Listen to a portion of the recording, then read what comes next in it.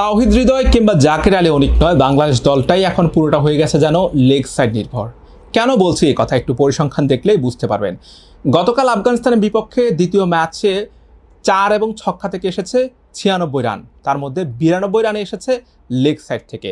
9টি চারের মধ্যে 8টি চার এসেছে লেগ সাইড থেকে, আর 10টি ছক্কার মধ্যে 10টাই লেগ সাইড থেকে।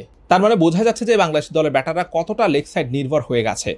ওপেনিংয়ের কথা যদি বলি, তানজিদ হাসান তামিম মাঠের চারপাশে শট খেলতে পারেন, কিন্তু পারভেজ হোসেন ইমন তার দুর্বলতা রয়েছে, তিনি কিন্তু লেগ সাইডে বেশি খেলেন।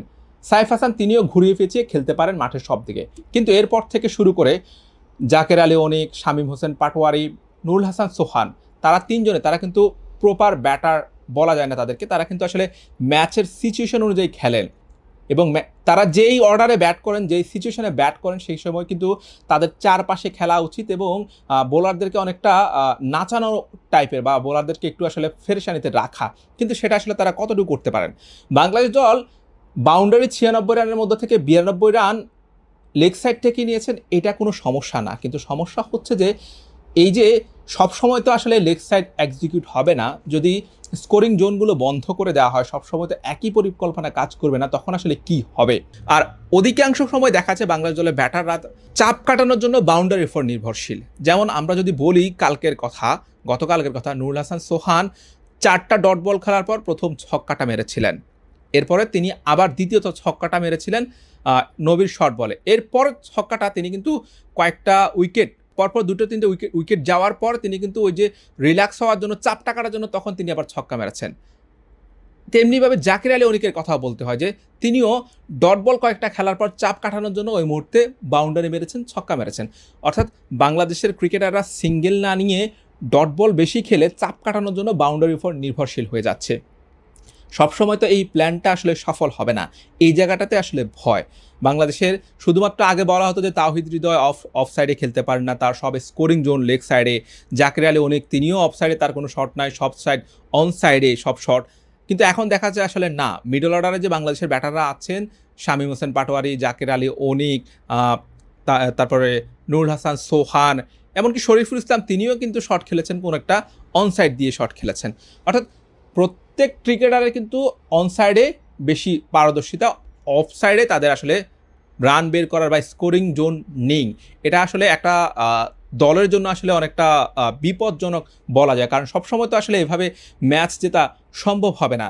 গতকাল আফগানিস্তানের বিপক্ষে তাদের আসলে বোলিং প্ল্যান কিংবা বোলিং এক্সিকিউশনটা দুর্বল ছিল বিধায় বাংলাদেশ ম্যাচটা বের করতে পেরেছে।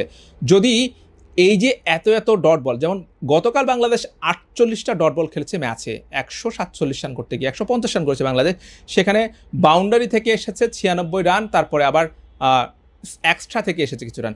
এরপরও কিন্তু বাংলাদেশ দল ম্যাচটা জিততে হাঁসফাঁস করেছে, 2 উইকেটের ব্যবধানে ম্যাচটা জিতেছে। কেন ম্যাচটা এত কঠিন হলো? যদি না 48 বলের জায়গায় আরও ডট বলটা কম হতো, তাহলে কিন্তু বাংলাদেশকে এত কঠিন করে ম্যাচ জিততে হতো না, বাংলাদেশের ভক্তদের হার্ট অ্যাটাকের অবস্থা হতো না।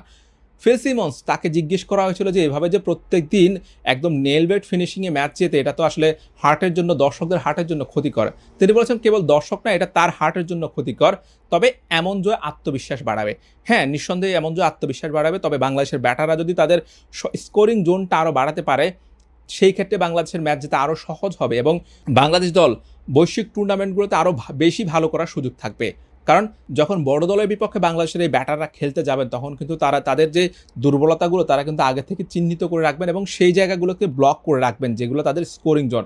চাইলে আপনি সেই জায়গাগুলোতে সহজে খেলতে পারবেন না, সেভাবে বোলিং করা হবে, সেভাবে ফিল্ডিং সেট আপ করা হবে, তাহলে রান নেওয়াটা অনেক কঠিন হয়ে যাবে।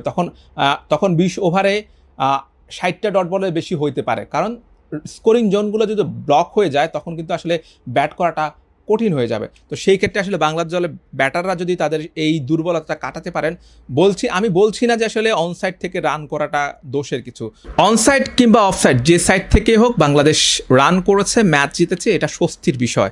এই জয়টা অব্যাহত রাখুক। টি-20 বিশ্বকাপের আগে আফগানিস্তানের বিপক্ষে এমন সিরিজ জয় বাংলাদেশের ক্রিকেটারদের আত্মবিশ্বাস বাড়াবে। বিশেষ করে এই 2টা জয়, যে মোমেন্টে বাংলাদেশ জিতেছে, নার্ভ ধরে রেখে ব্যাটিং করেছে, এটা বাংলাদেশের আত্মবিশ্বাস নিঃসন্দেহে বাড়াবে এবং নতুন একটা অভিজ্ঞতাও হলো যে বাংলাদেশ এই সিচুয়েশনে গিয়ে এভাবেও ম্যাচ জিততে পারে। আশা রাখছি যে এই অভিজ্ঞতাগুলো বাংলাদেশের বৈশ্বিক আসরে বেশ কাজে দেবে। Hossain Arman, BD cric time.